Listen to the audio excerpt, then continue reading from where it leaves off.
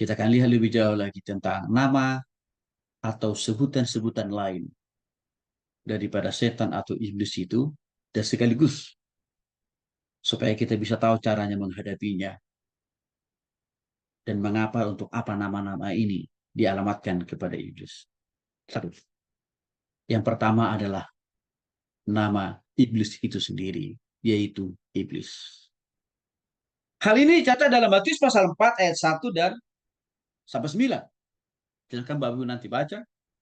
Juga dalam Efesius pasal 4 ayat 27. Wahyu pasal 12 ayat 9 dan juga Wahyu pasal 20 ayat 2. Di sana banyak mengetengahkan, menjelaskan penggunaan atau sebutan lain daripada Lucifer atau setan, yaitu apa? Iblis.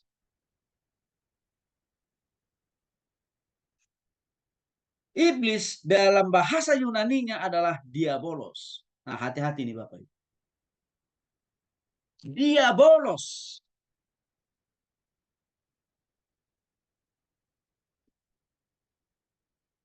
Artinya waktu kita bolos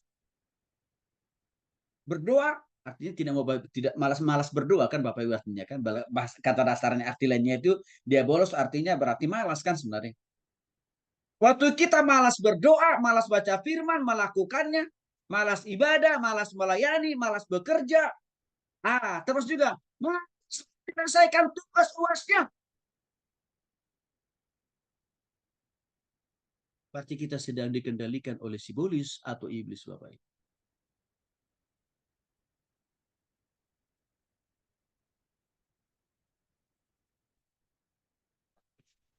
Dia bolos. Hati-hati nih.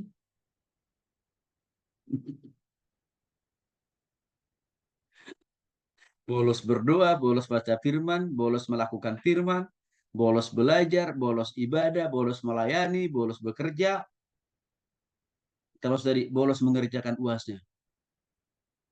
Berarti kita sedang dipimpin oleh sibolis atau iblis. Jadi nggak enak ya.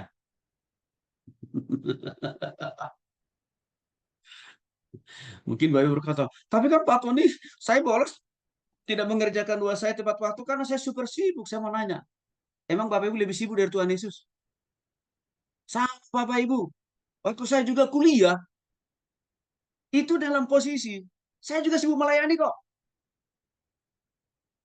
Saya juga sibuk mengajar di mana-mana kok. Tapi tugas saya kerjakan tepat pada waktu. Sama kok. Jadi saya nggak berteori, Bapak Ibu. Saya juga memacu diri saya untuk tidak sampai dipimpin oleh dikuasai oleh iblis. Maka saya tidak mau bolos.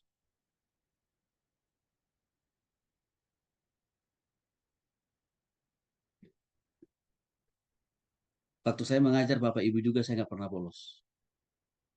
Sebagai bukti konkret. Oh, saya juga tidak mau dipakai di peralat oleh iblis juga. Hati-hati.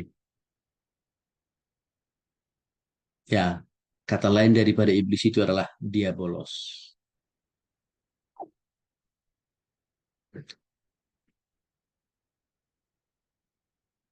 Motif atau tujuan penggunaan kata dia bolos kepada iblis ini adalah dia mau merusak integritas karakter Tuhan dan anak-anak Tuhan kan. Maka dia bisa menciptakan atau menaruh sifat bolos dalam diri setiap orang. Termasuk kita yang sudah bertobat. Bukan hanya kepada orang yang belum. Kalau kita tidak dipimpin oleh Roh Kudus. Ini untuk itulah 1 Petrus 5 ayat 8 menjelaskan iblis musuh kita. Jadi Bapak Ibu, kalau iblis itu mendorong-dorong Bapak Ibu untuk bolos berdoa, bolos baca firman dan melakukannya, bolos belajar, bolos ibadah, bolos melayani, bolos bekerja. Lihat loh, itu iblis yang bekerja dalam diri kita. Yang ingin apa? Menghancurkan kita kan sebenarnya. Itu yang targetnya.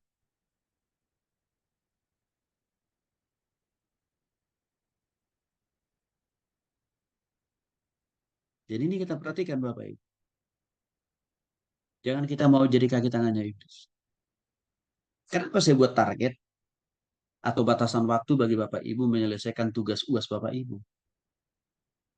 Karena saya sedang menolong Bapak Ibu supaya jangan sampai ya iblis merasuki kita untuk melampaui target dalam menyelesaikan tugas-tugas. Kan itu maksudnya. Nah, saya berharap Bapak Ibu yang belum menuntaskan tugas-tugasnya bertobatlah. Demikian juga misalkan bagi Bapak Ibu sebagai profesional. Waktu kita mulai enggan masuk kerja, masuk kantor, dan melakukan aktivitas kita, tugas kita, hati-hatilah. Iblis sedang melancarkan pembolosan di dalam diri kita. Yang berikutnya, ular. Sebutan lain daripada setan. Wahyu pasal 12 ayat 9 menjelaskan hal itu lebih jauh. Nama setan sebagai ular terlihat juga dalam kisah Kejadian pasal 3. Waktu dia menggoda Adam dan Hawa di Taman Eden. Artinya Bapak Ibu, ular ini merupakan pengejauhan tahap atau bentuk kehadiran iblis untuk apa? Menipu, memutarbalikkan kebenaran menjadi salah dan membuat yang salah menjadi benar.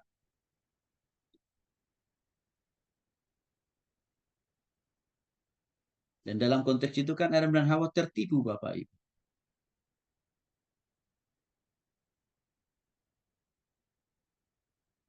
2 Korintus pasal 11 ayat 12 dan Wahyu pasal 12 ayat 9 menjelaskan. Dan naga besar itu si ular yang disebut iblis atau setan yang menyesatkan seluruh dunia. Kalau kita lihat dalam kehidupan kita sekarang, bentuk konkret kehadiran daripada iblis ini sangat nyata dalam kehidupan kita di zaman ini. Di mana seringkali dia memperalat manusia itu untuk apa? Senang menipu. Senang berbohong. Dan bahkan juga apa? Senang menyesatkan sesamanya.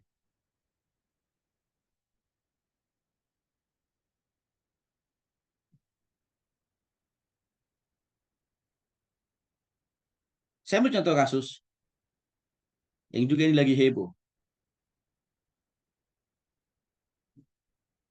Seorang pendeta yang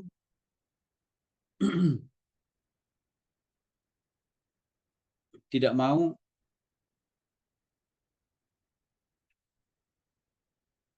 memimpin ibadah penutupan peti jenazah. Waktu disebar pertama video itu, langsung banyak orang menghakimi pendeta yang bersangkutan. Wah, asal pendetanya dia, asal hamba Tuhannya dia, hanya taunya bisa khotbah dan ngomong doang. Mana kasihnya? Hujatan yang langsung datang ke pendeta yang bersangkutan. Gitu ya. Orang belum dengar videonya dari awal pertengahan sampai akhir, belum dengar. Tapi orang sudah sibuk menghujat, menyalahkan pendeta itu. Ada juga yang secara pribadi kirim ke saya videonya. Pak nih, ini nih gimana sih kok pendeta begini? Begitu.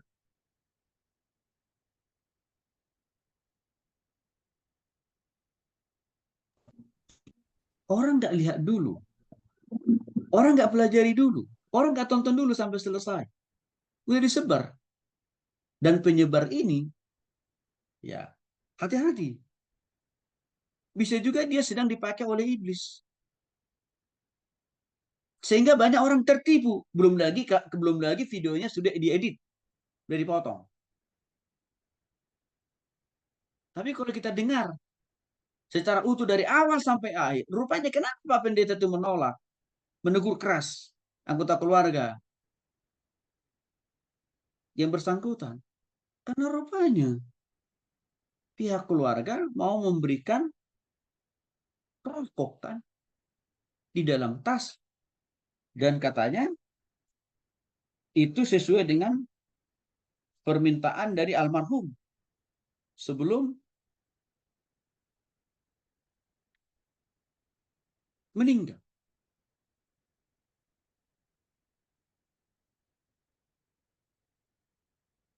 Artinya Bapak Ibu dikasih oleh Tuhan Yesus Kristus hari-hari ini, ya, masifnya dan suburnya berita hoax, itu adalah bentuk pekerjaan iblis. Model atau contoh berita hoax yang pertama dan yang utama, ya, adalah waktu iblis menciptakan, membuat berita hoax, lalu menyebarkannya kepada Adam dan Hawa. Itu berita hoax yang pertama tuh. Yang sebelum itu belum pernah ada berita hoax. Di mana dalam hal itu iblis memutarbalikkan apa kata Tuhan kepada Adam dan Hawa kan Bapak Ibu. Maka sejak dari situlah sebenarnya berita hoax itu makin subur dan muncul sampai sekarang. Bahkan tidak akan berakhir sebelum Tuhan Yesus datang. Artinya apa? Hati-hati jangan sampai kita menyebarkan berita hoax. Karena berita hoax itu, berita bohong itu adalah bentuk pekerjaan dari iblis Bapak Ibu. Maka kita hamba Tuhan harus selektif, teliti